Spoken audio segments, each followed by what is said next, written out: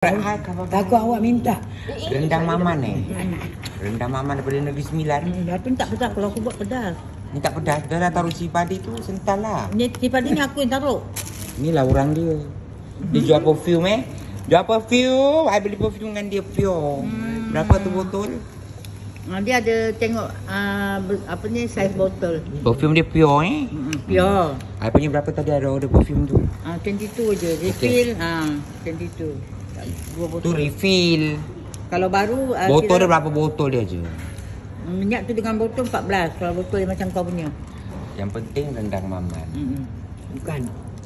Ni saya pun juga masak ni. Itu tu kita masak. Dah. Mi goreng. Bismillahirrahmanirrahim. Dia macam mi goreng tu. Gini kan. Dah.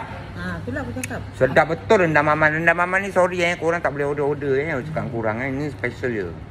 Kau makan cili padi. Tengok. Makan nasi padi kita orang Melayu.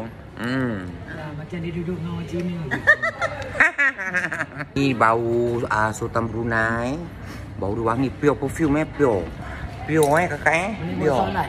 Boleh buat solat Pure. Pure. Okay, boleh buat pergi umrah, boleh buat mana. I selalu taruh kat dalam beg kan. Lepas tu I bawa jalan-jalan. Kadang-kadang mama-mama bawa tengik kat Little India kan. Ni dia perfume-perfume dia. Nampak?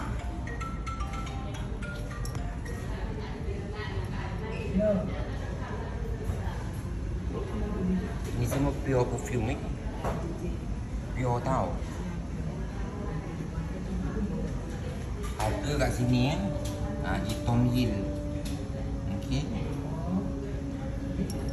Minyak kasturi kijang pun ada kawan-kawan. Awak boleh beli botol daripada dia. You can buy the small bottle here.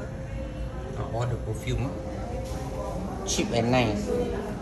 Awak naik dekat tepi sebelah Al-Wadi, naik eskalator tu naik atas tingkat 2 Banyak office umrah, banyak office apa.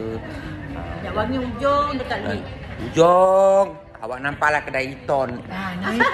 Eton naik Hill. ke dah nampak? Nama dia Eton jadi Nama Eton. Nama Sadia. Sadia Ahmad Daud nampak. Siapa tak tahu awak address dia, awak kau nak air tak? TO ada nak? boleh. Okey, siap. Ni nombor dia kalau sesiapa tak tahu, nak tahu kat sebelah Al-Wadi sebelah Al-Wadi dekat Gelang Serai. Onan Road lah, Onan Road ni sebelah Ni apa ya? Tapi kalau awak jalan ikut Terima dekat nak ke traffic light lah, betul-betul kat junction tu awak boleh nampak satu eskalator. Simpan ni.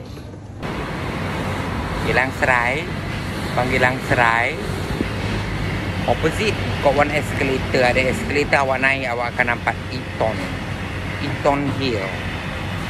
Sebelah dia Al-Wadi.